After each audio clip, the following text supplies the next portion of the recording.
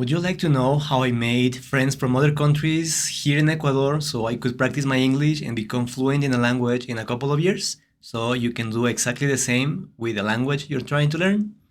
Well, this video is about that. Hello, my name is Andres. I'm an Ecuadorian Spanish teacher, and today we're talking about how to make friends to practice the language you're trying to learn without even leaving your city. Are you ready? You know, when you're learning a new language, learning your first words and some grammar rules is going to be kind of easy. I'm not saying that it will be always easy, but at the beginning it is. But at the beginning, also, what is harder is to practice what you have learned talking to other people. Because A, maybe you don't have friends who speak the language you're trying to learn, and B, at the beginning, it feels awkward trying to speak in a language that you can barely understand. But don't worry, because today I'm going to give you 4 ways to practice your language skills, to practice your English, Spanish, or any other language you're trying to learn with other people. So let's get started. The first thing I'm going to recommend to you is going to language exchange groups. In many cities around the world, you're going to find these kind of events. They are usually hosted in restaurants, bars, coffee shops, and places like those.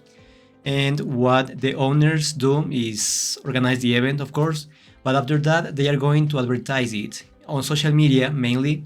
So people from other countries who are visiting the city can see those advertisements and then can go to those places because they want to make new friends, local friends, and also they want to practice their Spanish or English or whatever language they are learning in that city. So you can do exactly the same.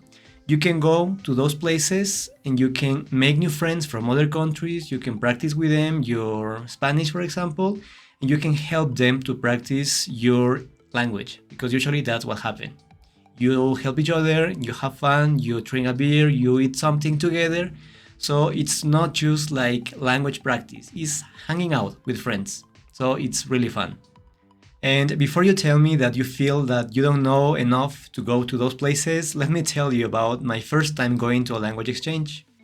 I used to think I knew enough English because I had studied for like months with Duolingo and I learned enough vocabulary, according to me.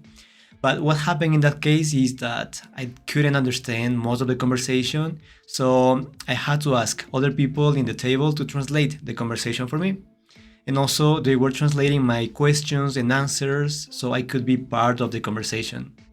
And although at the beginning I felt a little uncomfortable because I didn't want to depend on somebody else for that, after that I realized that people can be really nice. They were patient with me. They were asking like, okay, what do you want to say? I can translate. They say that. They were translating, they were asking for details.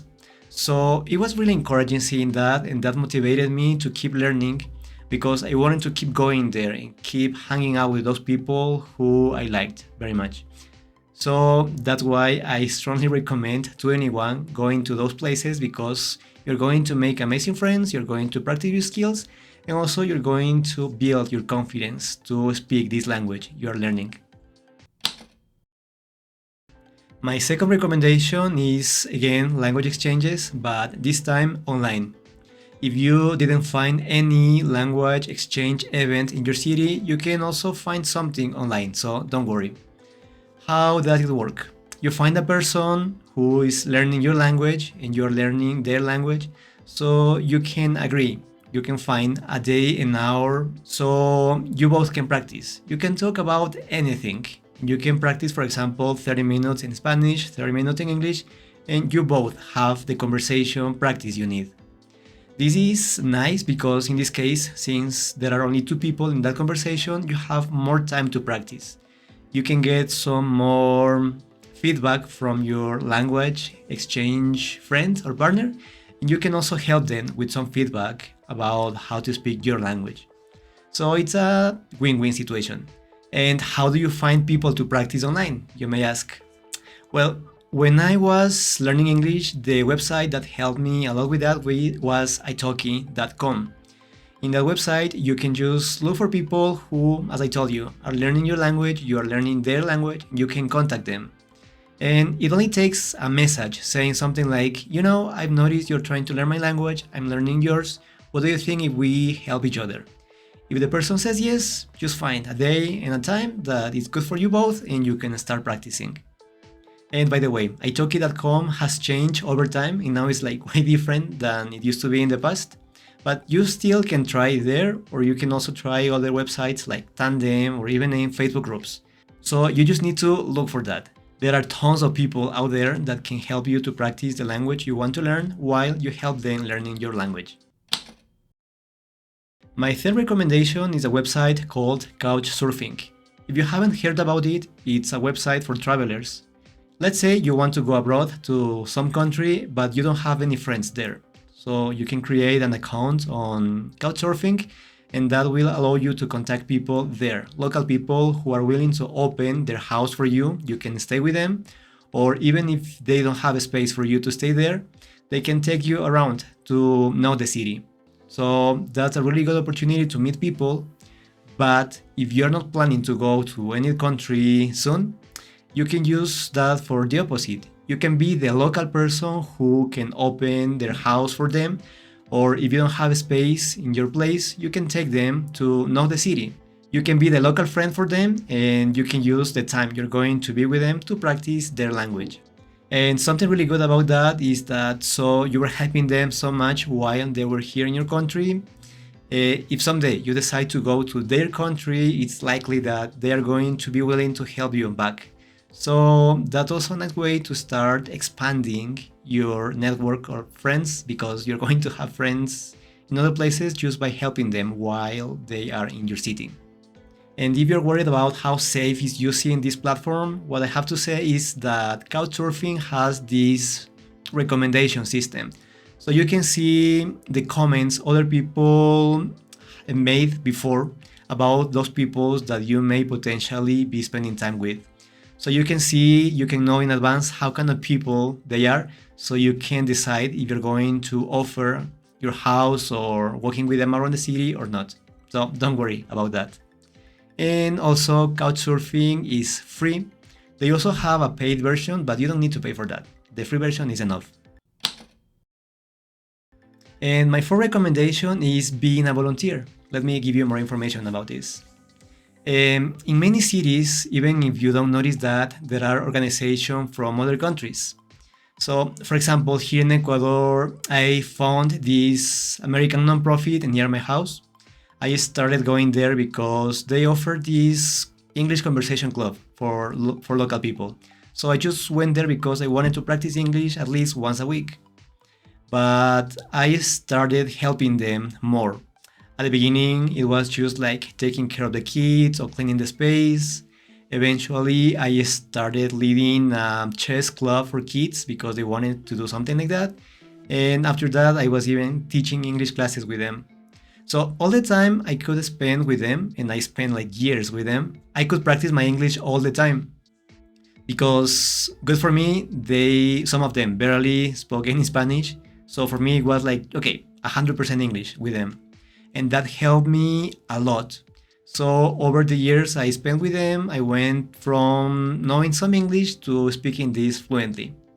So if you can find an organization like that near your house, you should try. You should offer your help as a volunteer, and you will see that spending time with people from other countries living in your house, not in your house, in your city, is going to be really good for developing your language skills. And this is also a really good way to meet people from other places because, as I told you with Couchsurfing, if you do that over time, you're going to have friends in other places, in other countries, and you could eventually go to those places and visit them. So it's really nice when you can do something like that. And actually, it's in this organization where I met my girlfriend. But this is a story that I want to tell you with more details in another video.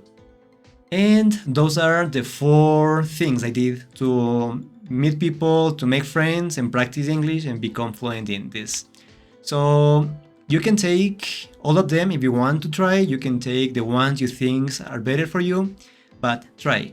Because I understand that at the beginning we can feel a little scared of talking to other people because no one likes feeling like they are not good at doing something.